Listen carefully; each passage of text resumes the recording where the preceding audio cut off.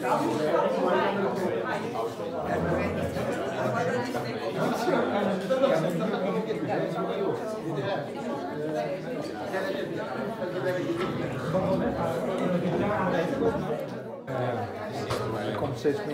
er komt wel steeds meer informatie.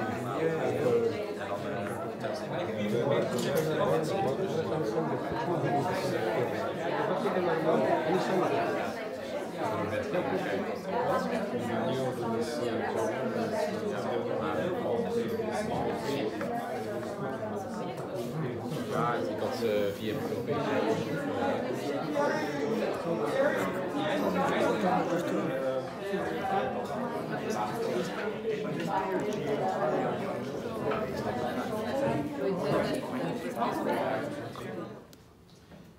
Publishing inspiring debate, I want to ask Leila to give her first introduction about human rights violations in Azerbaijan.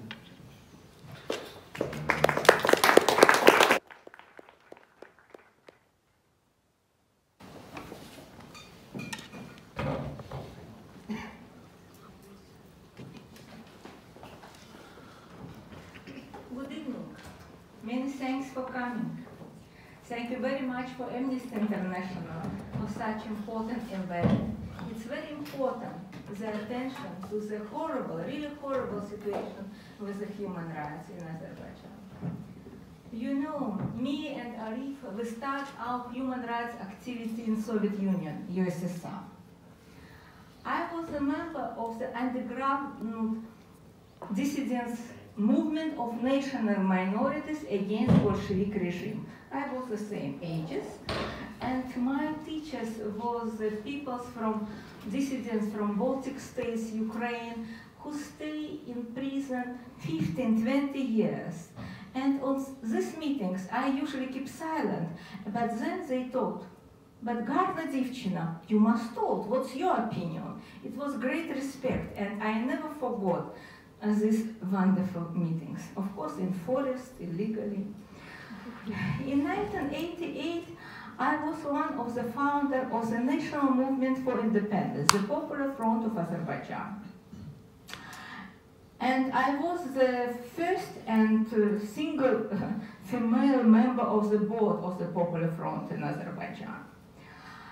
And after fall of the Soviet Union, all of us has a great hope that we will live in democratic, independent country. But in 1993, General of KGB, former first secretary of the Communist Party of Azerbaijan, Heydar Aliyev, became the president of Azerbaijan Republic.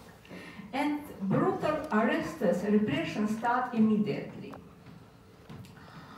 My good friends, brave officers, died in prison after tortures. We understand that it's necessary to do something with the human rights. And in 1995, we created non-government organization, Institute for Peace and Democracy. And from that time, it is the attention to the situation with the political prisoners, tortures, and put the name of the horrible criminals in power. For example, judges. It is a presentation of judges. It's me, and it is the judges to whom we give this print. You can imagine how judges was happy with this our theater. And our institute was very popular in our republic. We received a lot of letters from all kinds of provinces, and the letters did not write the name of the street, for example, and number of our house, just Institute for Peace and Democracy Really Rooms. And I received these letters. But not only political prisoners, we have more different problems, our population. In 2009, one big group of the citizens from the north provinces of Azerbaijan, Divichi region, visited our office. And it was one family, husband Medjidovs, and they told that two daughters of this family, 7 and 14 years old, were kidnapping. And all village stand to find men who kidnapping these girls.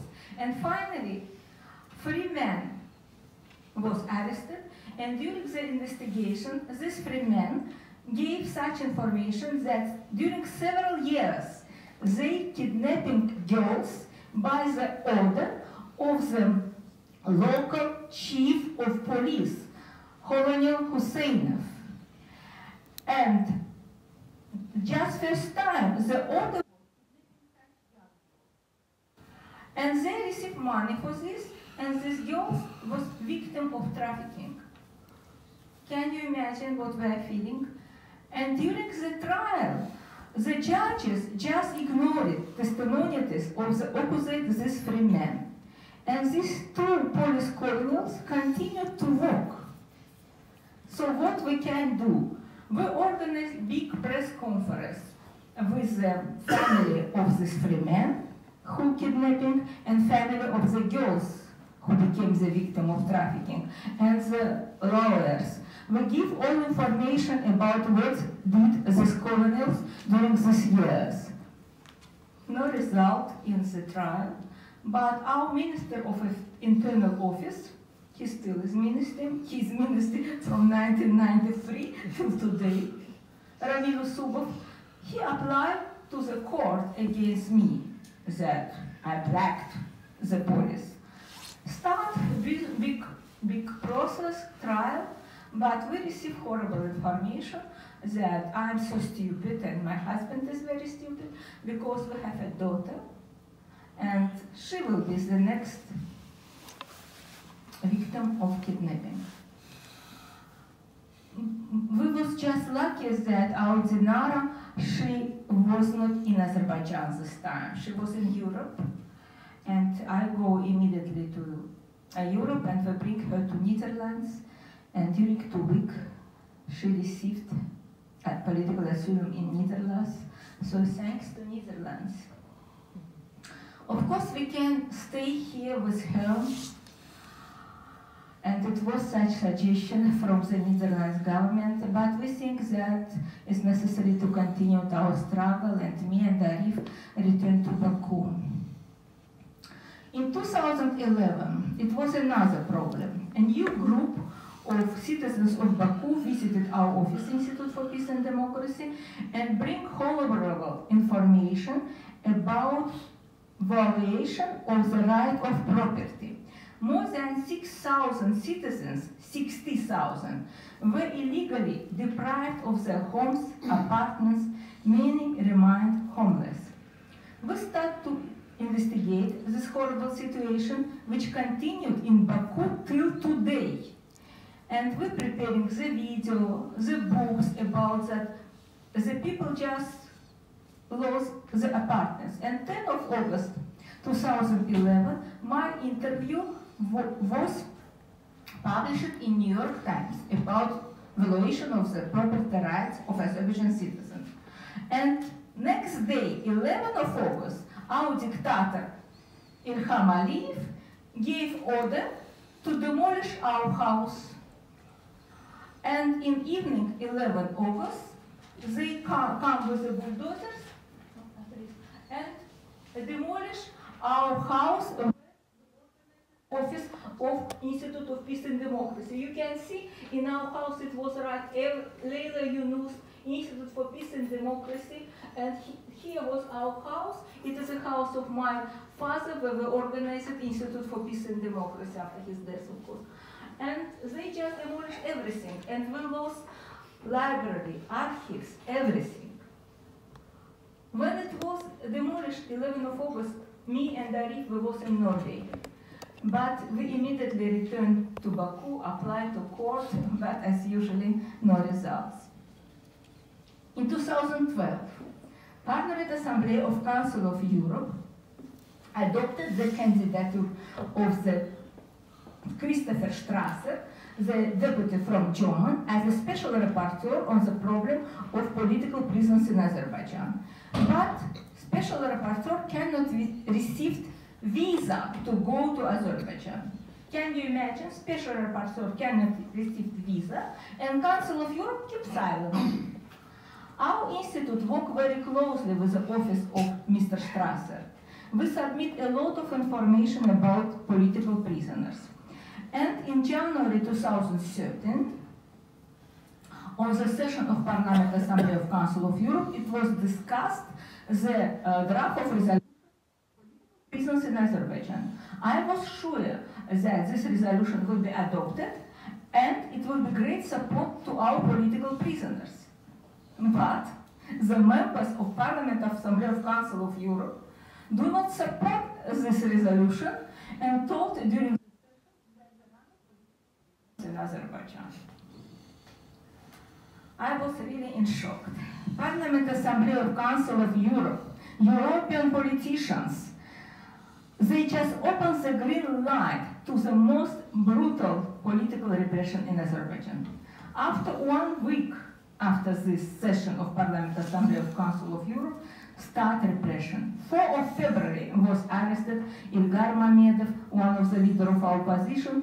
He still stay in prison. I was arrested 30 of July, 5 of August 2014. So after tortures, after beating in prison, our health was very weak. We cannot stay in Baku after release. Of course, we will die in prison if it will not be support again European politicians, European Parliament, the deputies as Kati Piri. Okay, but today, I finished. Today, I can say that our dictator Ilham Aliyev win. And he win with the support and help of such European politicians who received money from him. About this Landraman and this corruption, we know just recently, unfortunately.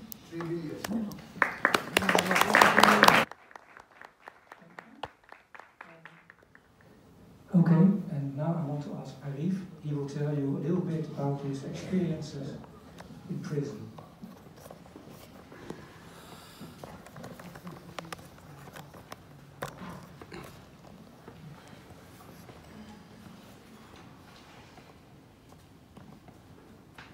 Yes, experience, but not good experience. As Leona says, I was arrested on 5 August 2014 and was kept 16 months in top secret prison in Azerbaijan, pre-trial detention center of Minister of National Security, where UN United Nations Committee Against Torture, rapporteur of Australia were not allowed to enter. In this secret prison, I was at first subject to psychological tortures. I was in a small cell, the size of which was not bigger than 5 square meters. There was no TV, no radio, not even newspapers were provided.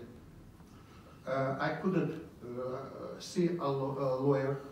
I didn't have any information about my daughter and wife. I didn't know what was going on in the world. Didn't have any contact first 8 days with prison staff, even with prison staff.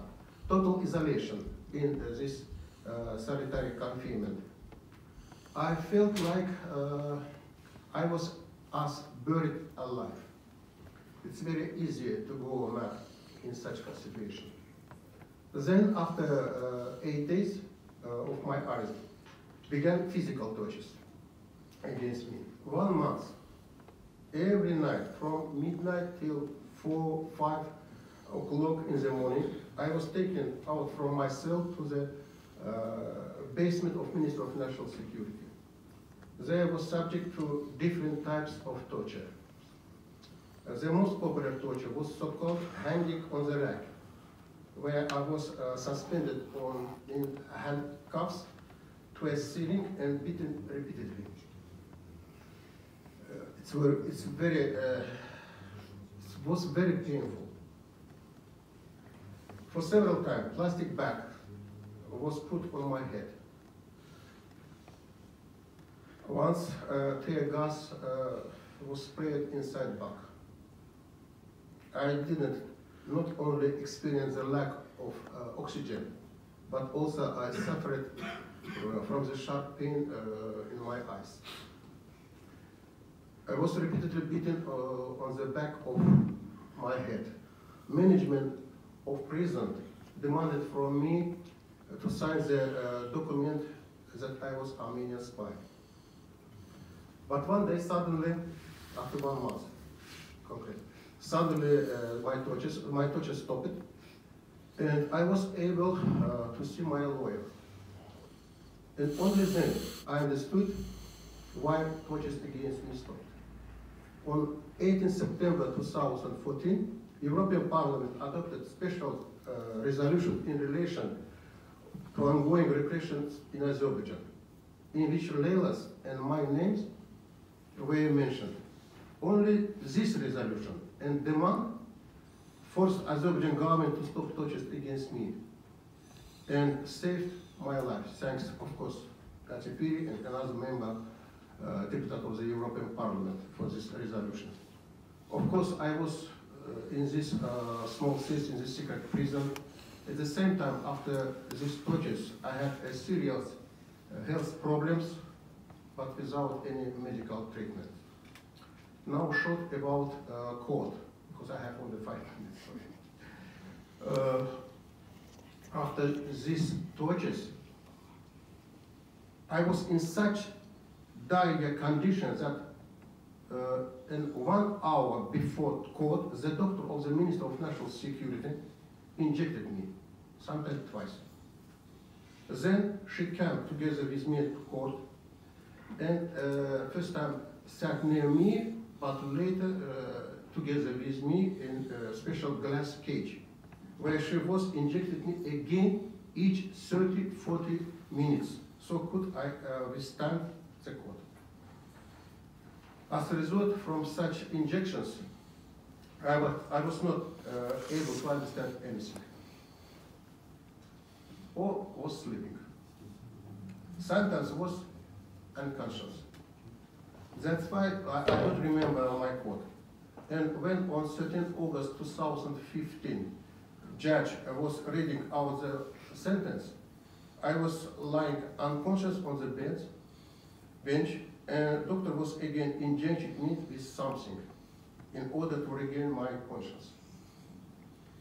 Only after 20 minutes, when judge finished reading my sentence, and everyone left the courtroom, only then doctor managed to regain my conscience, and she says to me, "Don't worry, everything is okay. You are sentenced to 7 years in prison, and now I will take you to the prison and help you." So I had my verdict not from judge, but from doctor of Minister of National Security. So 5 minutes finish. Okay. Thank you very much.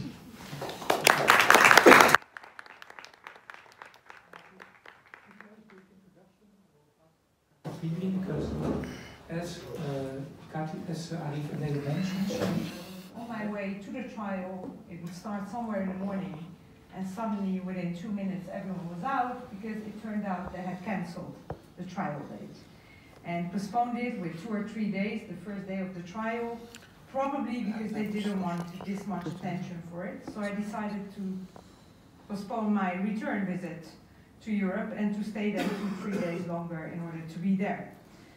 I read out what I wrote on the evening on 16th of July 2015.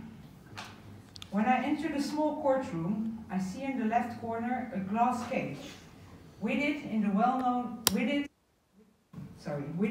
the well-known Azerbaijan human rights activist Leyla Yunus and her husband Arif. The show trial against them is about to start after they have spent almost 1 year in pre-trial detention, separated from each other. I have mixed emotions when I see them.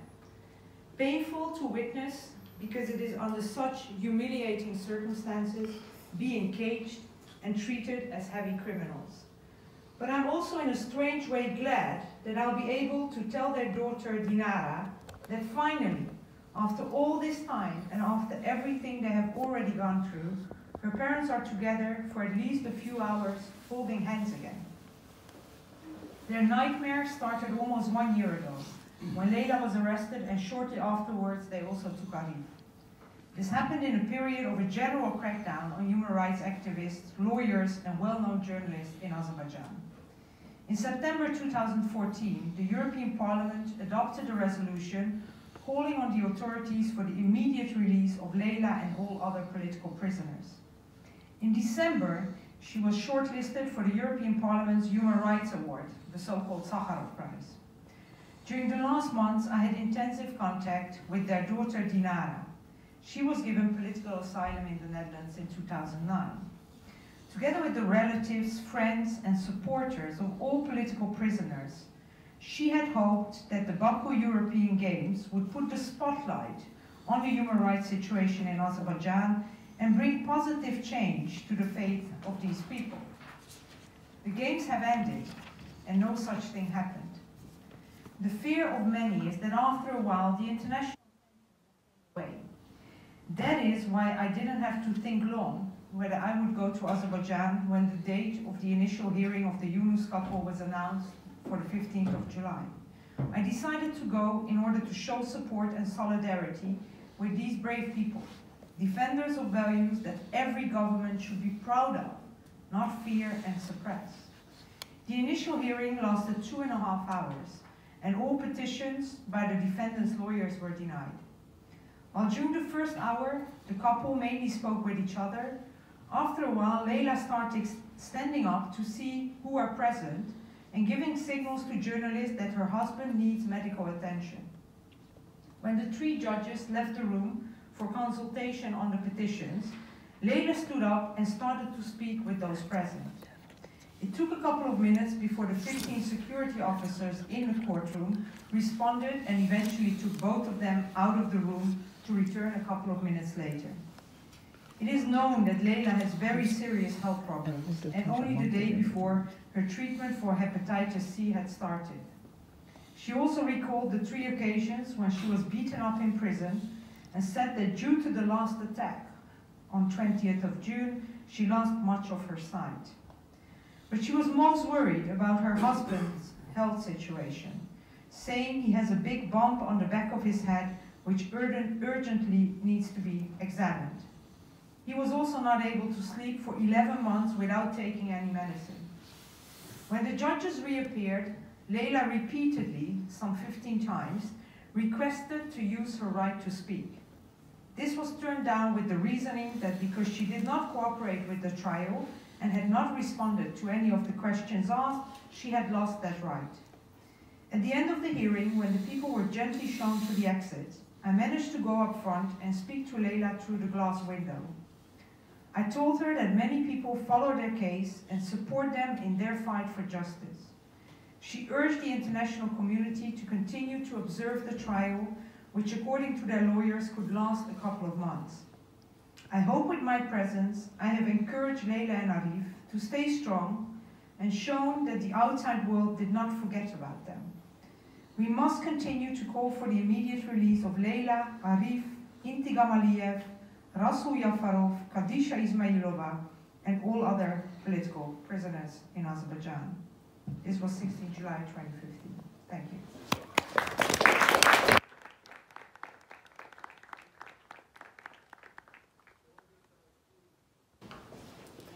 Okay.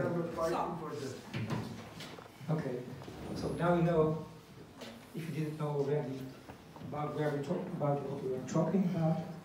Let's go to the debate. There will be 3 presentations, and the first one will be by Harry Hummel.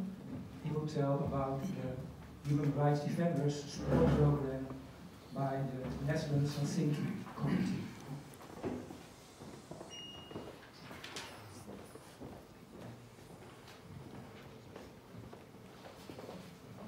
Good, thank you. My organization, the Netherlands Helsinki Committee, is working on supporting human rights defenders throughout Central and Eastern Europe, in principle all of Europe, but the focus is traditionally on Central and Eastern Europe, and we hope we can keep it like that, because it would mean that work in Western Europe stays less necessary than work in Central and Eastern Europe. We have been in the past doing a number of activities with human rights defenders in Azerbaijan. For example, work with the organization of Intikhab Aliyev on the training of lawyers to submit cases to the European Court of Human Rights.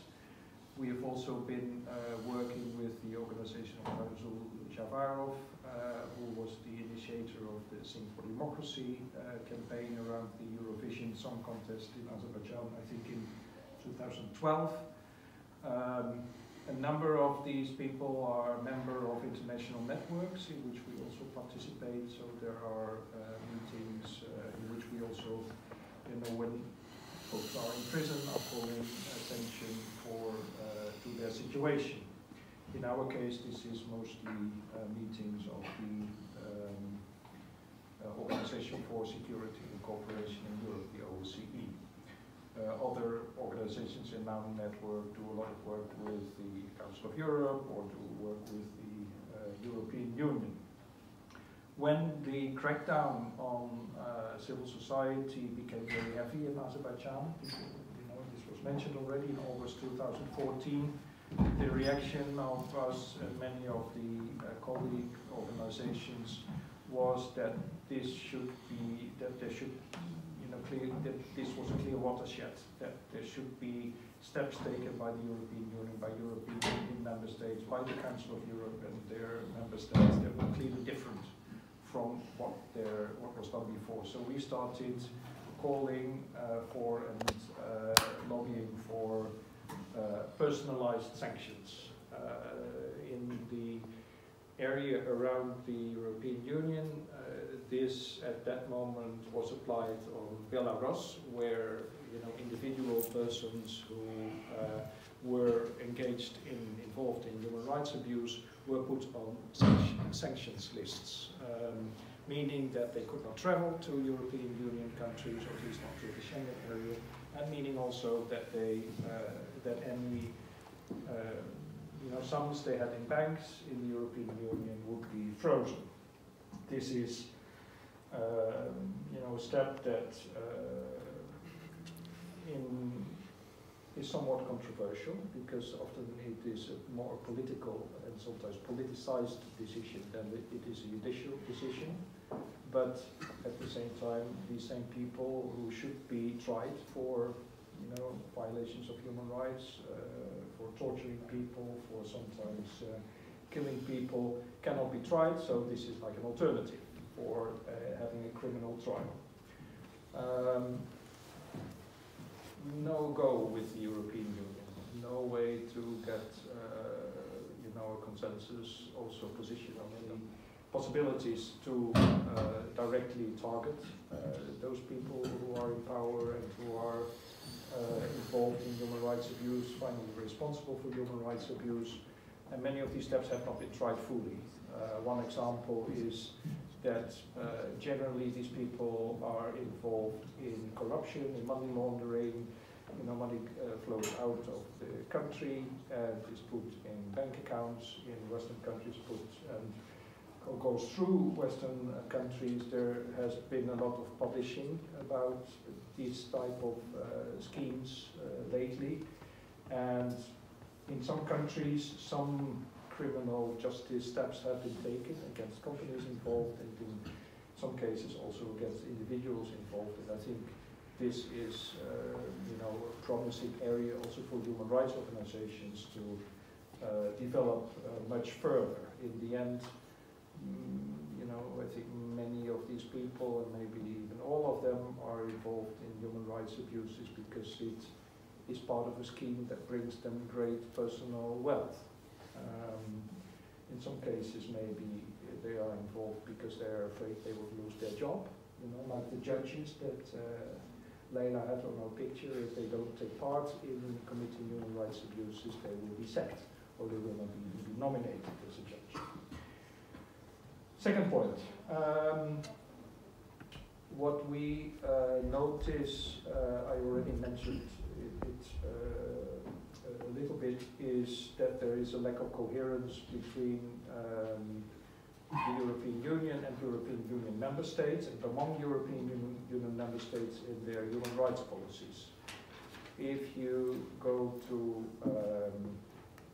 Baku, you know, want to observe a trial of political nature, the embassy staff that you encounter generally will be from a very limited number of countries.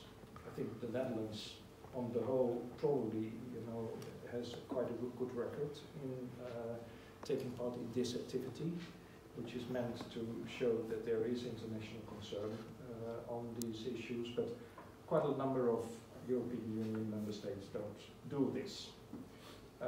They are not so interested. They think that other elements of their foreign policy are more important.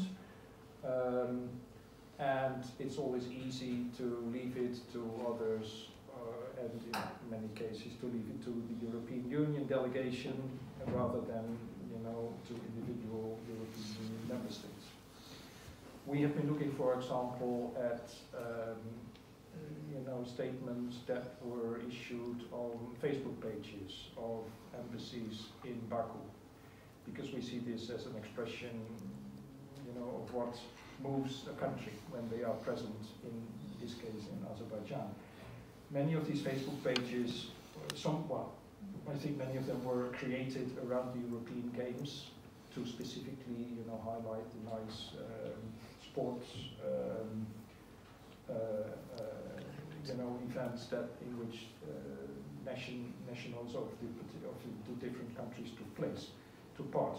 At the same time, there was a statement, for example, by the UN Human Rights Council on, or by a number of members of the UN Human Rights Council on the situation in Azerbaijan, and this was never mentioned at all on any of these Facebook pages. So we think that, you know, a country like the Netherlands, but this can be expanded to all European Union countries, should show, you know, clearly that human rights are an issue that are proper to discuss among states and that are proper concern of the Netherlands. You know, I will not deny anybody the, you know, the pleasure of also writing about winning certain sports games, but, you know, I think human rights are as important as these things. What we, in talking about coherence in foreign policy, what we see too often is that human rights are left to foreign, you know, to ministries of foreign affairs, to diplomats who can deal with these issues. If there are other representatives, in the case of the Netherlands, for example, there have been visits by the Minister of Economic Relations, by the Minister of I forgot the name of the ministry in English. The Dutch, you know, the counterpart of the Azerbaijani Minister of dealing with disasters. So, in our case, what the Dutch minister who deals with water issues. Emergency situations. Emergency situations, yeah. So, what you see that is that these folks never, you know, talk to civil society representatives, or never make a public statement of concern about human rights. And what we assume, but, you know, there's no reporting on these visits internally in the Netherlands to the Parliament. You know, the Minister of Foreign Affairs will report to Parliament about visits, including what was said about human rights, but these other ministers will not do it, because, you know, the Dutch Parliamentary Committee on Economic Relations is not interested in, you know, the human rights aspects. So what we want is coherence among European Union member states and coherence internally between the different you know, ministries, both foreign affairs and other ministries who deal with international relations. Third point. Can you keep it short? Yeah, I will read it. Third point, also on non-traditional relations between the Netherlands or between the European Union and other countries. Energy payments. There is an international scheme called the EITI, Extractive Industries Transparency Initiative, which is aimed at making transparent the payments that are made for exposed countries that took part in this scheme. But then when the situation of civil society became more difficult in the country, they were no longer accredited under the scheme, because the scheme assumes that there is free civil society and free media to be able to discuss these transparent data. If you don't have that, the whole thing makes much less sense. Okay, so Azerbaijan did not receive accreditation, and then they decided on their own to abandon the whole scheme. So they left EITI. In the arrangements that European Union lending institutions, the European Bank for Reconstruction and Development and the European Investment Bank have made, it was a criterion for them to give loans that countries are involved in EITI or similar schemes. But what happened after Azerbaijan left the EITI scheme was that loans continued to be given. So the European Union kind of abandoned its own principles on the transparency of payments and continued giving loans. Now this is again something that we and organizations that we cooperate with have been resisting. So first the lobbying was directed towards the EITI organization. Now we try to influence the banks and European Union bodies that have an influence over the bank. Amount, unfortunately, doesn't. As been mentioned, I work for Amnesty Netherlands, so the Dutch section of Amnesty. And it's exactly the public opinion side that is important for my work. I'm a campaign coordinator. Amnesty is an international organization who has more tools than only public opinion. So we do research. We have urgent actions. I think the last year on Azerbaijan alone there were 10 urgent actions around that area. We have our advocacy, our lobbyists. Unfortunately, my colleague Nicole couldn't come today, but we have all of that.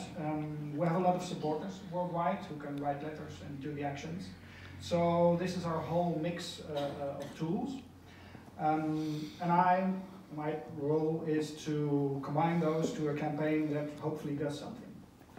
And you never know beforehand if something is happening or not. The short video you saw earlier on was something that we produced here in the Netherlands, which showed the case of Leila, Arif, and together with Dinara. We made this available for the international Amnesty community, so we translated it in Italian, in French, in English, in all sorts of languages. It all has two strategic parts. I was asked to talk a little bit about strategy and also about do we have some impact. So there are two strategic lines that were underneath this campaign, and one was the sport and human rights angle. So if you look at the bigger international sports events like the Olympic Games, the championships, football, etc., Amnesty, together with a lot of other organizations, is talking to the IOC and to the FIFA to make sure that human rights are part of the host city contract. Or so when a city applies for getting the Olympic Games, it must make sure that human rights are respected. And there's a whole lot of issues going there, from forced evictions for new stadiums, etc., but also free press. So this is one part of our strategy, and the other is Azerbaijan as a country. We know how it's going there, so we try to do whatever we can. So when these two strategies came together around the European Games in 2015, the first European Games ever held, they were in Baku, as you saw. That was something that we took on. And also, of course, the people in Azerbaijan, and Leila and Arif, took on. This is something where we can get the international attention on our country. You were imprisoned because of speaking out for a boycott on these games. And then we have a letter writing marathon every year. Amnesty on the 10th of December, we write all around the world to free people. And then Dinara showed up at the letter writing marathon in Amsterdam. We met there and there was an urgent action, and she called for the people sitting there in Amsterdam, write for my parents. So we met, we talked with each other, we made a video in which she features. We tried to get public attention, but also talked to the Dutch Olympic Committee. The first strategy strand was getting the international sports federations going, so we have a Dutch National Olympic Committee, so we talked to them. We took Dinara to them, we talked about the situation in Azerbaijan. There was an extra thing going, that the European Games is every 4 years, and the Netherlands was planning to have the next European Games in the year 2019. So there was extra, they wanted to look good to be able to be the next country to host the European Games. So there was something at stake. As I said, we talked, we did some press releases, there was television interviews with the head of the Dutch NOC on how do you explain this situation in Azerbaijan. Should your sportsmen go there knowing what's happening? So we had a double strategy. What we wanted, of course, is to have a straight freedom for everyone involved. This was not the case directly. We had a research done. We wanted to publish it in Baku, but the team from Amnesty International was not allowed in the country, which is the same as happened with Human Rights Watch. We had a television ad on Dutch television just before the European Games started to arouse some publicity. We had a petition running internationally, and Aliyev knew exactly what was going on. So, on the one hand, it was a PR show, on the other hand, he was getting really bad publicity. So this is what we try to do. One thing also we did was around the embassy in The Hague to organize a run for Leila. So this is a jogging match around the lush surroundings of The Hague, where Kati Piri, was it the last time you ran or not? I was not running, but cheering. Oh, you were cheering. Yeah, you were running, yeah. So we had people, I must be honest, there were not hundreds of people. We tried to make it attractive, come and run, but there was television, there was media, and the Azeri embassy was hating it. We, as Amnesty, always want to have permits. We don't want to break the law. So we had permits from The Hague City Council. So we were allowed to be there. We had how do you call that? At the end, a finish thing that you blow up. So it was straight in front of the embassy, and people were trying to move it 2 meters or 3 meters, so it was not in sight of the embassy. It was me, actually. Okay. Was it you asking us? Yes. To go? Yes. Okay. To move it. To move it? Yes. Why? I was from the embassy, actually. Okay, good.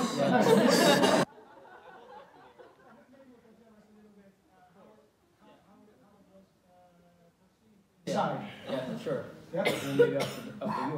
Later on? Okay, good. Okay, well then, the games, as I said before, the games ended, the European Games, and Leila and Arif and the others were not freed. So we tried to keep up momentum in having them in the letter writing marathon 2015. So we had everything ready, but then they were set free temporarily at the first time. And then, 6 months later, 5 months later, we were happy to invite you in the Amnesty office. You know, you came from the central station, I think, walking. And then there was, we teamed up all the Amnesty office, let's say 80, 90 people. So they opened up the door and we stood there, we clapped for you. So there was something really, really good. And What I remember, and this is also the importance for people like you to support Amnesty and any other organization, in fact, is that at one time I was with Dinara in our garden. And I mean, you try to give someone hope that something happens, that her parents are free, but you never know, you can never guarantee it. And it's not the first time that you think this is hopeless, that a year after that, people are actually free. So for me as a person, and I think for any of my colleagues, these are the beautiful moments in life. It shows us never to give up, because you never know what happens, even though a lot of people, well, we can't do enough for them. I have to be honest about that. How's my time? Stop. Ready? Okay, thank you.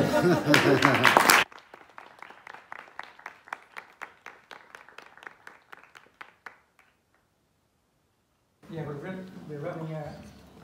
we're running out of time, so I'm thinking about skipping a part to give you time to ask your questions. But first, the final perspective on how to improve things will be given by Leila. You have prepared your speech, or are you surprised by my you were to give your ideas about how, from the perspective of Azerbaijan human rights defenders, what can other actors do? How have been your experiences in Baku around support from the EU member states or NGOs? Could I have just a few minutes to say something? Yeah, you would be the next. You would be the next one. Oh. Do you have some urgent things to say now? You will. It's another perspective. Is it okay?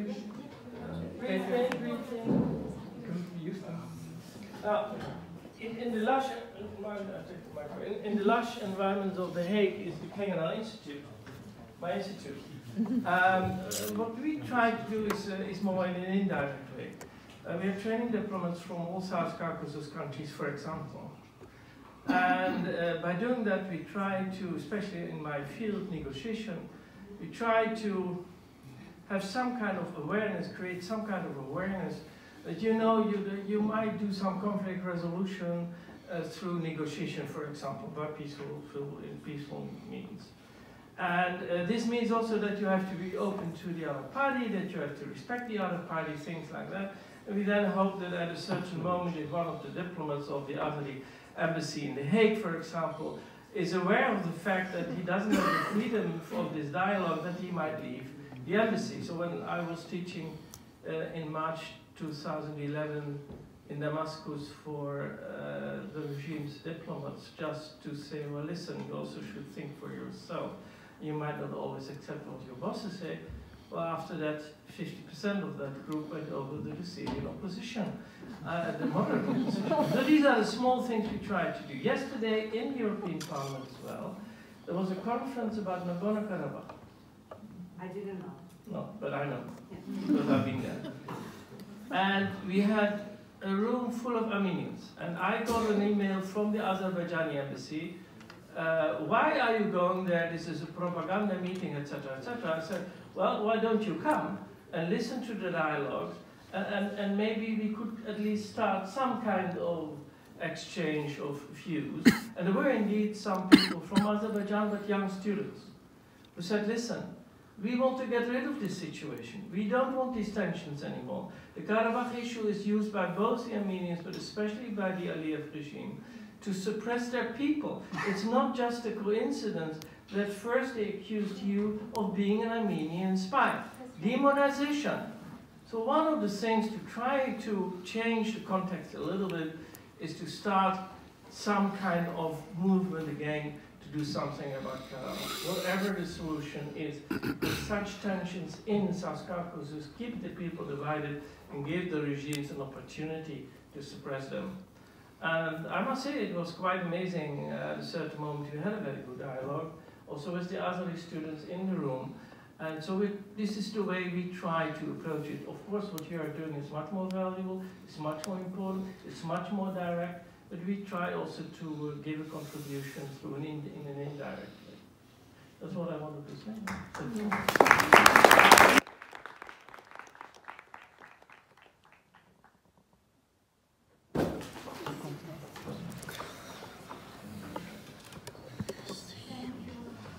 Can you keep it 5 minutes? Yeah. So, what we must do? First of all, we now listen Kati Piri, and we understand, I think exactly, that when there are attention of international organization on the case of the political prisoners, it gives good result.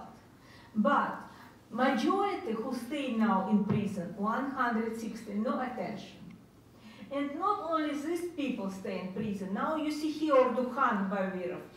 Orduhan. He, every time, he is a citizen of Netherlands and he lives in Netherlands. And he visited all countries of Europe and told that Aliyev dictator, Aliyev dictator. And all his family, sisters, cousins, mother, father, stay in prison. And not only him, and how to support them, what we can do. They did not touch, but small child, woman, they go to prison. I think, 2 years and old. it is 2 years old child. 2 years old child. I think it's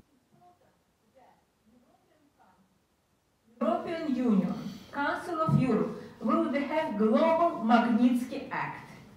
Today in America, we already have Magnitsky Act. Not only for Russia, but also for another countries. And I spoke with a representative, official representative from State Department, and they told me that already General Major Mirga Farsidov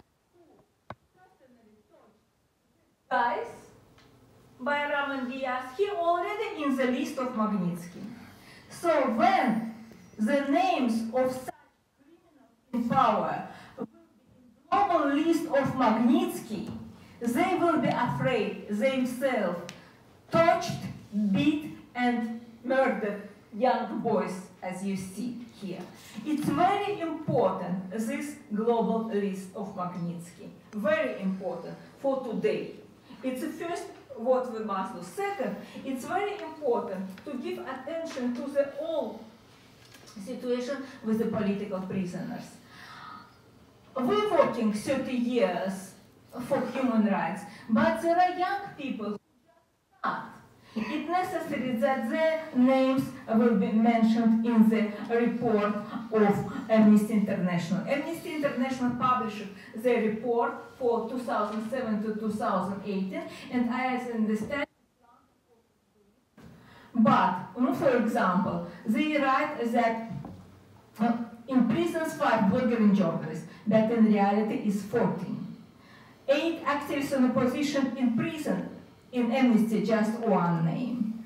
And 90 peaceful believers in prison. In Amnesty, just 8 names.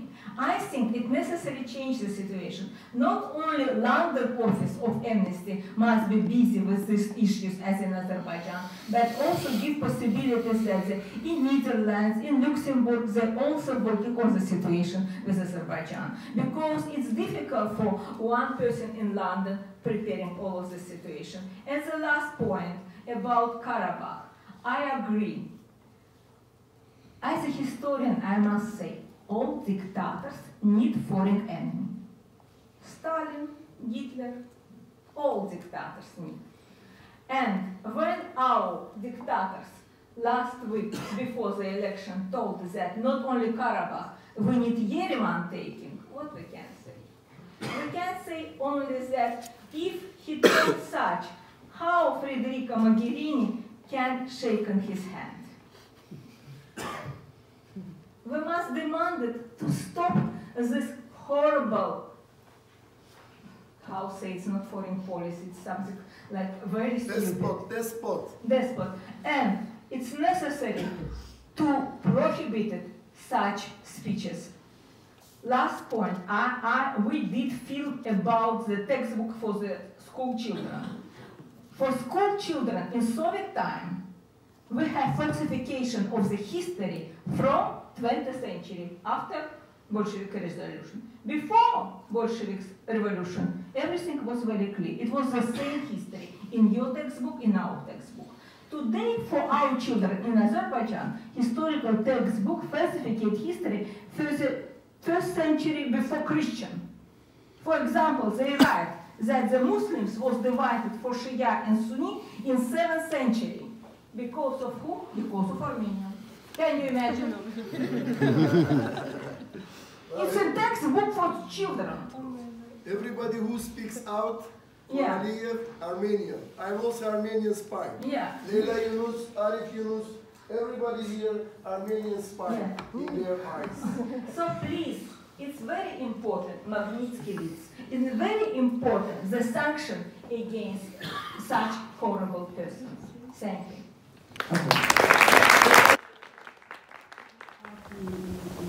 In Estonia, I myself signed a letter of parliamentarians calling for the Estonian presidency of the EU to at least look into this matter and at least start discussing it, because honestly I do think that targeted sanctions are probably the most likely tool in the future to use against this brutal repression on human rights. Now, but for instance, you know, when it comes to judges, when it comes to the torturers, when it comes, I personally don't think, but this is the only thing where I disagree with Leyla, I think it's very good, actually, that Mogherini meets Aliyev, as long as they don't only discuss energy. So the content of the meeting is for me the crucial one, and if you keep having those meetings, you also need results, otherwise you might just as well stop having them. But if we had not been in touch for months, the chairman of our Foreign Affairs Committee calling with the Azerbaijani foreign minister to allow the doctor would not have been able to go to prison. So, and immediately we would have said we are not entering into any dialogue with anti-democratic forces, we would have also been very good to our values, but not effective at all. So I think it's always measuring, and I understand from your personal point of view, of course, your stance in it. It's true. I always try to see what in the end is the most effective. Without being, you know, by staying loyal to our values, but the only way, like I said, the key to these prisons are not in our hands. So in the end, we need to, we can have good cops and bad cops, also by the EU, or governments and parliaments, or NGOs doing their work, but in the end, you need to enter into a dialogue. Without the dialogue, the pressure is unfortunate. I don't think the pressure is there. So what are the chances that this Magnitsky Act version will be agreed upon in the EU? Well, we haven't even started the formal discussion, and as you know, in the EU normally, unless there's a big crisis, it takes a while to get there. I think one of the key issues is, of course, who is deciding which people are on the list, and that is, of course, highly political. You know, it's one thing to agree that once you have people on the list, you will do a sanction regime, but then how do you decide whom to put on the list and whom not? So I think that's the most difficult political debate. There is no active debate on it yet in the European Union, but I would like that we at least start discussing it, because it can also, you know, ring a bell in certain capitals of not so democratic regimes that, oh wait, this is perhaps the future awaiting us. Because while they are repressing their citizens, it's the elite whose wives go shopping in Paris, they buy an apartment for their son in London, they are going to holiday in Nice. They are experiencing actually all the joy and democracy of the European Union, and we are allowing them. So we really need to step up this debate. Okay, well, I'll keep it then, because otherwise we run out of time. I have one final question myself. As I heard your speeches, I concluded that if you talk about sticks and carrots, we don't have many carrots to hold on to Azerbaijan, because they don't need our money. They don't want to be a member of the EU, so there are not many seductions for them, and you are left with possible sticks. So my question is, can anyone say something about, is this wrong what I said, or is this a correct interpretation? I don't know. I can say, well, I don't think it's completely true that Azerbaijan does not need our money. There was a period between 2007 and 2013, roughly, when the energy prices went to the sky, and they thought they could do everything. Now this is much more problematic, the economic situation in quite a number of energy producing countries, including Azerbaijan. I think that it's not for nothing that they liked very much and they wanted very much these loans by the by the European Union funded with public money funded banks, because these loans are also like an engine for getting commercial loans from commercial banks, and I think that these banks should have held up the EITI standards, the standards on transparency, demands for control by civil society, by free media on corruption, and I think this is an area where the European Union has underperformed. Okay, thank you. Paul, you want to say also something? Well, it's also political. So if you are the government regime in Baku, then you have to ask yourself, what about my political environment? Do I want to be completely dependent on Vladimir Putin? I don't want that. Do I want to be dependent on Iran? Well, 75% of the Azeris are living in Iran. Well, the Iranis are not friendly to Azerbaijan for certain reasons. Do I want to be dependent on Israel? The very close ties between Azerbaijan and Israel. So the regime also needs Europe in a political sense.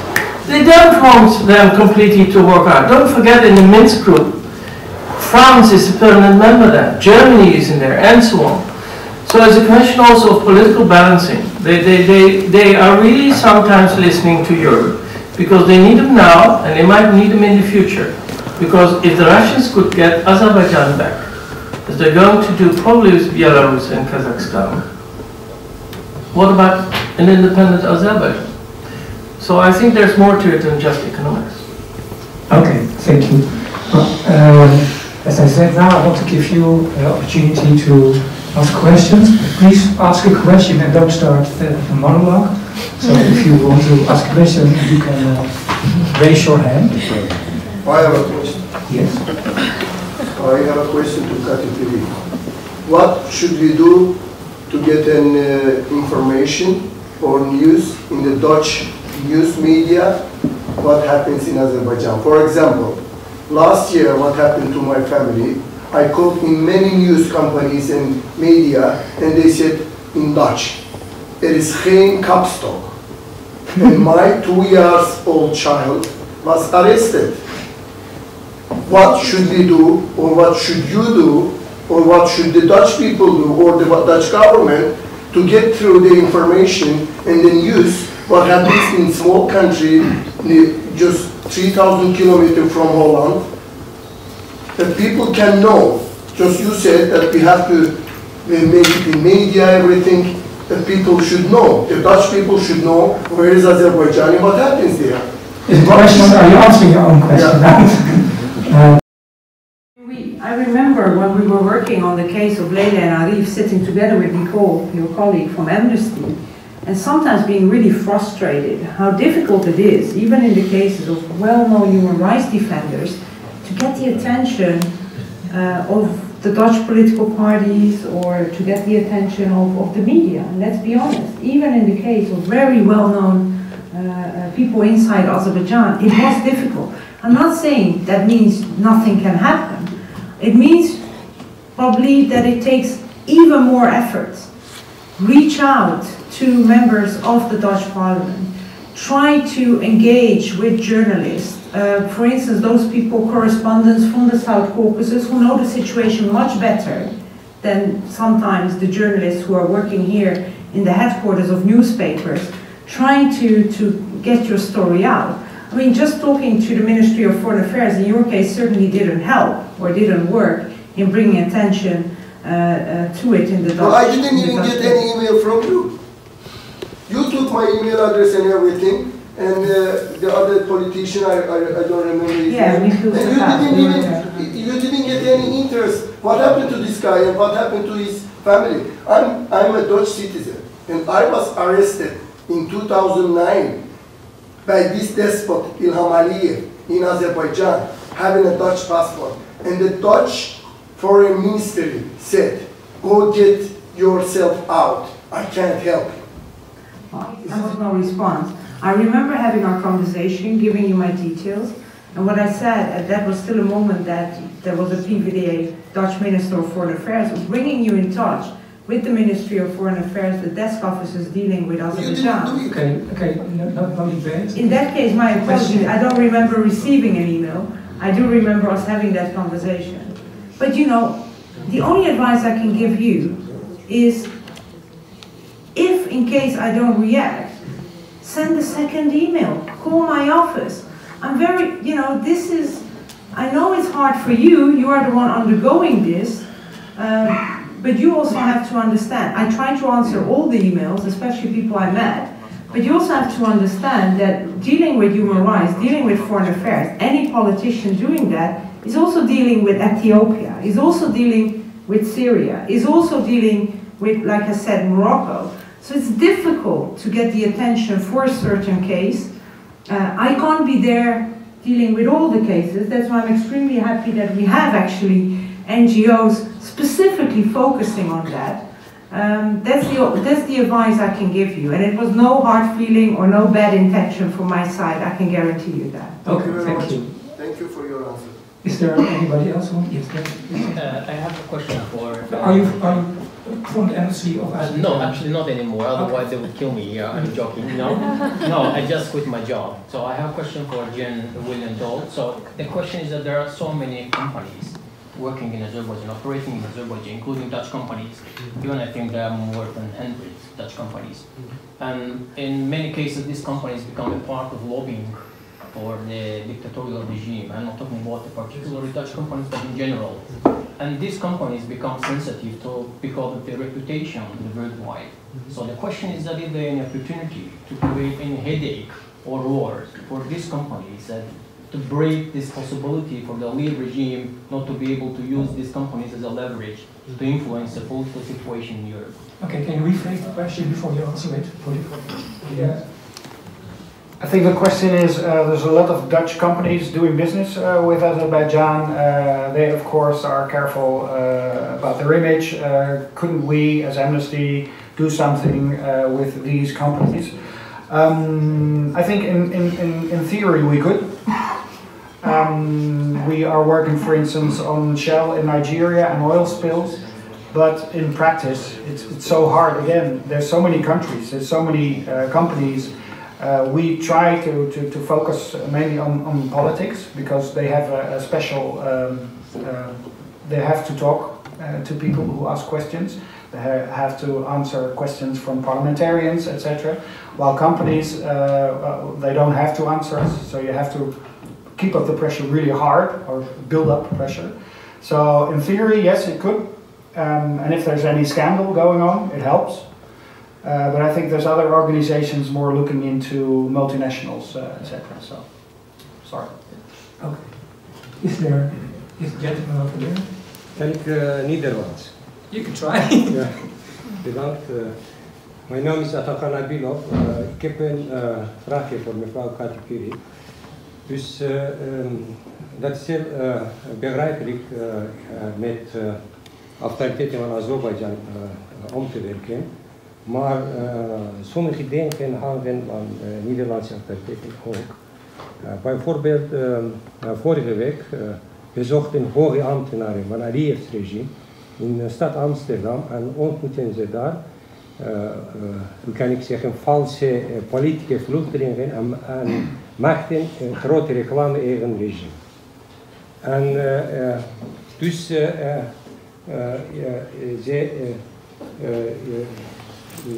ze hebben heel verschillende ze maken een grote reclame tegen het regime en hebben gezegd dat onze politica zijn evenwaardig, we hebben geen alternatief, we gaan deze weg verder. Mijn vraag is, hoe kunnen wij omgaan om toegang autoriteiten van antidemocratische regime, ja, hoge ambtenaren van antidemocratische regime, tot de Europese Unie verboden worden. Toegang tot de Europese Unie. Ze komen heel makkelijk naar de Europese Unie, maken zich reclame en doen alles wat we kunnen hier niets te doen. Ja, en maken grote reclame, toch? But the question is clear. Can you say it in English for the answer? Verstaat hij ons? Hoop ik. Ja, een beetje. Oké. Anders was het een saaie avond voor u. Dus daarom. I'm going to translate for him. Okay. But it's I always think we should not use the same tools as are being used in oppressive regimes. I think we should be proud that we are having actually open and democratic societies where also very undemocratic persons can come. They have the right within our rule of law to speak. They don't have the right for you, for others here in this room, as Dutch citizens to be intimidated. When they cross our legal rule of law, that's the moment I think the Dutch government should intervene. But I always think we should not try to use the same oppressive things that they are using. I think this is the power we have. It's our democracy, it's our rule of law. It's the weakness that a lot of autocrats are trying to abuse. I wouldn't be in favor of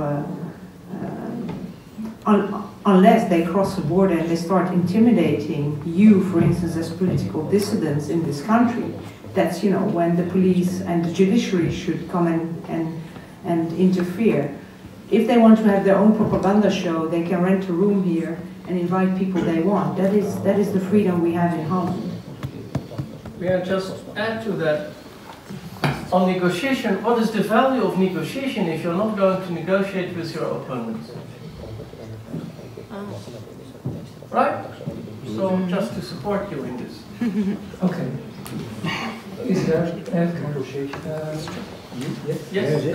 Ze vernederen ons in eigen media en dezelfde mensen komen er tegen ons. The gentleman wants to ask his question. You can talk later. I have a question to Kati Piri. I have two questions. First question is why there is not any sanctions against Azerbaijan government members by European Unions? Okay, let's start with the first one. Why are there no sanctions? Yes. Yeah, I'm responsible for the whole EU. Yeah. I get this question a lot when it comes, for instance, also to Turkey, that some opposition politicians in Turkey are saying, look, the economy is so important, the European market for Turkey, why not? Why don't you have sanctions?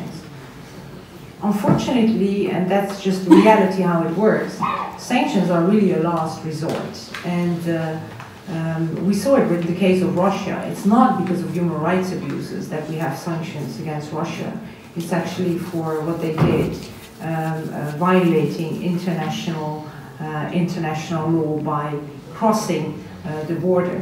The only, you really have to go all the way in international politics for having the sanctions. I don't think that's even a discussion when it comes to sanctions. Also very often I think are hitting, we have the sanctions against Russia, and I don't think it made President Putin nor less popular inside Russia, nor did it really put a lot of pressure on him in the end. But I mean, out of our principles, we should keep the sanctions, but it's not, it's one of the last resorts. I'm not saying the situation isn't bad enough in Azerbaijan in case of human rights abuses, but the EU really is very careful with applying that, and that's why I think in the future, and that's when we come back to what Leila raised, individual targeted sanctions against clear, systematic human rights violators is perhaps more likely to happen.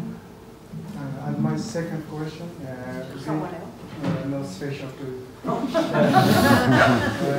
we know that there is too much Aliyev families company in all Europe and especially in Netherlands, and we know that they are washing all black monies. But everybody, every European country is silent about this problem. And what do you think? For Europe, is important human rights of Azerbaijan or any interest of Europe? Can you rephrase the question before you answer it? A lot of, well, in this case, allegedly the President Aliyev from Azerbaijan has a lot of business interests that are going also through the Netherlands, which is known also for having a much attraction when it comes to business due to our tax evasion constructions in this country. You know, this is, I think, where it's not my specialty, I'll be honest on it. One of my colleagues is working a lot on it, Paul Tong. But this is absolutely something we have to look into. Actually, when the UK government started to have legislation on seeing where the big investments are coming from and having to check the background of that money, suddenly all those type of companies disappeared from Britain and went somewhere else. We also have, for instance, the issue that 14 EU member states are giving away either residency or even full citizenship for certain individuals, starting from the price. I think the cheapest is Malta for 300,000, and then it goes up. Portugal has it. They are called the so-called golden visa schemes. We don't even know who are the members getting EU citizenship, giving you all the freedom inside the EU. Malta case was the only I don't think they published, they leaked somehow the list, someone leaked the list, and we saw, for instance, that there were family members of Assad who were on the list, very shady businessmen from Russia, who were, with this, you know, giving themselves opportunities with their money to not only invest in the EU, travel freely, as all of us can. So I think we are still very naive when it comes to these business interests, and I agree with you that we should much more look into that. That's why I'm very sorry it is lost. We know that there is some ministers of president family. There is anybody who is 20 years, 21 years, but he have a millions company. Okay, and the European Union also now. Okay, this you say we know all these things. Well, I don't think we know so much. You know, I am from a human rights organization. I've been working more than 40 years in human rights organizations. I see reports, you know, let's take Azerbaijan. There are dozens of reports from different organizations saying the same thing about, you know, the folks that are in prison. You know, mostly a limited group of well-known people. You know, these are much lesser known. But what is really unknown is who are the perpetrators of the human rights violations. Amnesty has a policy of not mentioning perpetrators of human rights abuses, the names in their reports, because they don't want to be a judge in somehow, you know. You say that there are 100 Dutch companies working in Azerbaijan. I don't know the names. We depend on local human rights activists to produce information on what is happening on the ground. If there would be one story similar to what Shell has done and caused in Nigeria, you know, something similar from Azerbaijan, you know, a Dutch company creating, you know, impossible to live in circumstances in the environment in Azerbaijan, you know, it would be a golden case for campaigning. But we don't have that information because the information that the human rights movement produces is all about the same thing. So we get dozens of reports about the same subjects and nothing about other subjects. And I think there is, you know, a very big need for the human rights movement to change its research and intelligence gathering. And if you have this 100 company list, you know, I'd love to have it. And if you have the information about which companies Aliyev is running in the Netherlands, you know, I would love to have it. Okay, well, I want to finish the debate now because we're getting out of time. I want to give you, if you want to do something yourself, you have heard that Amnesty already had 12 urgent actions related to Azerbaijan this year, so you can always sign this petition or digital action. But there are many more questions to ask, but we don't have the time, so perhaps you will hang around a bit after the finish and you can ask your questions privately. But I want to thank all the panel members for their contributions and their insights, and you for your attendance. So have a pleasant evening.